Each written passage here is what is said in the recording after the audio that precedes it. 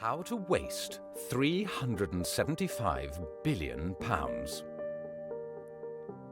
In the years following the financial crisis, the UK wasted £375 billion on a failed scheme to stimulate the economy and end the recession.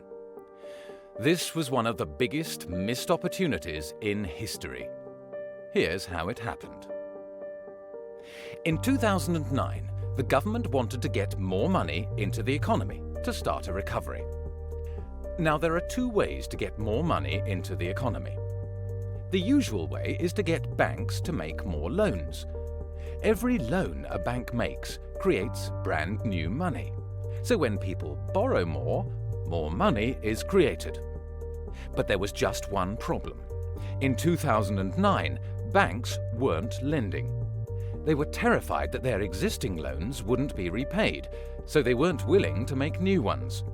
So, if banks aren't creating enough money, the Bank of England can step in to create money instead.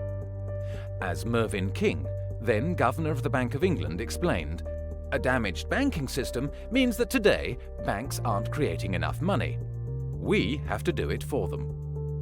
From 2009, the Bank of England started a scheme called quantitative easing. They electronically created £375 billion of new money to stimulate the economy. That's nearly £6,000 for every man, woman and child in the UK. But instead of giving this money to the government or even to ordinary people, the Bank of England put this £375 billion straight into the financial markets. By flooding the markets with newly created money, it pushed up share prices by 20%. The big idea was that people who owned shares would feel wealthier and would then go out into the economy and spend more. The money would trickle down, and eventually everyone would end up better off. But most people don't own many shares. In fact, 40% of the stock market is owned by just the wealthiest 5% of the population. These people became richer by £128,000 per household. But they didn't go out and spend more. Instead, they put even more money into the financial markets to benefit from rising prices. So quantitative easing didn't work. For every £1 the Bank of England created in this way, just 8p trickled down into the real economy. The rest of the money got trapped in the financial markets, making the rich even richer, but doing very little to help anybody else. Meanwhile, at the same time as the Bank of England was creating all this new money, the government was running out of money. In 2010, they cancelled a programme to rebuild 715 schools. They also cancelled plans to build over 1,000 flood defence projects. At the same time, tens of thousands of construction workers were unemployed, sat at home desperately looking for work and for something useful to do. Instead of using some of the new money to employ them to build good schools, which would have cost just £1 billion, we let the Bank of England create 375 times this amount just to flood the financial markets. So why does the government cancel essential projects because there's no money, even though the Bank of England was able to create more new money than the entire government spends in 6 months?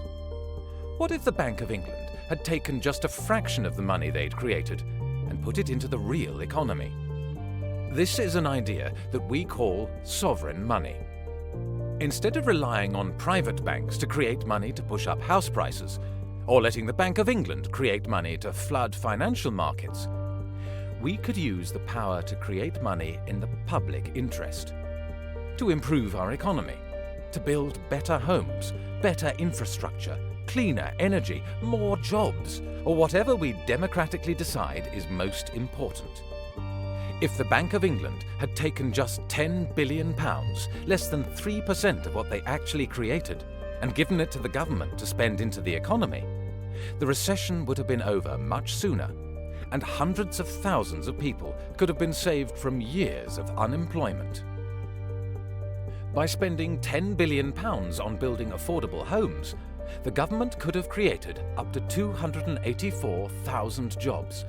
And as those new employees go out and spend their salaries, this would create even more spending and more jobs. So when new money goes into financial markets through quantitative easing, it takes £1 to grow the economy by just 8 pence. But when new money goes into the real economy, then every £1 created grows the economy by £2.80. There is a better way to use the power to create money. Instead of using it to prop up financial markets or push up house prices, we can make sure the power to create money is used for something that benefits ordinary people. We're campaigning for a financial system that works for society and not against it.